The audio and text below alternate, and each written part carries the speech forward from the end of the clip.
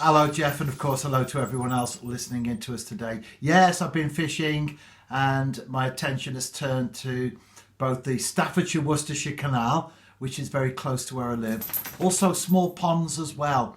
And I've enjoyed the sessions. I've been catching. The conditions have been quite difficult, but I've been getting perch and roach on the bank. And although sometimes it's been a very fine line, I've managed to stay on the right side of it. Got some great memories as well myself, Jeff, from canals. And in fact, the one that I've just mentioned, the Staffs Worcestershire, that's where I caught my very first fish back in the 1960s. And I can remember it, I can picture it, I can imagine it like it was happening right now in front of me. And I'll never forget, and I have never forgotten, the thrill of watching that little quill float disappear beneath the water, and I struck, and it was just a tiny gudgeon. But for me, that will always be the most precious fish that I've ever caught, because it was the one that was my debut fish. And since then, I've obviously caught a lot of gudgeon, lots of other species as well, fished other places, but I'll never forget that one. And like you, Jeff, I've got memories strapping the rods to the crossbar on the bike and putting your haversack on your back and cycling down. I used to live in a place called Sedgley, which is actually on the English watershed.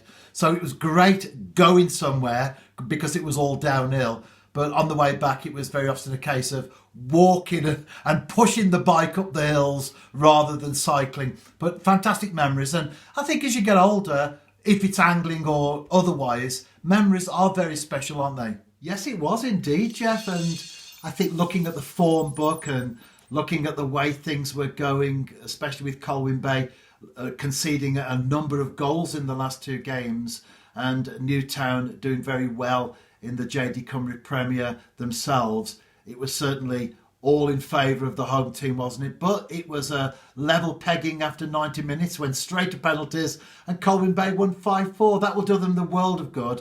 Although it was a cup competition, and they would sooner get points on the board rather than progressing in a cup competition at this stage. Nevertheless, confidence is a big part of football, and that'll certainly do them good going into this weekend's games. It's a difficult place to go to at Labourn Park, and the New Saints had been there just recently as well in the league, and it was 0-0 at the break. They're a very well organised team. They can break quickly. They get players behind the ball, but not in a negative way.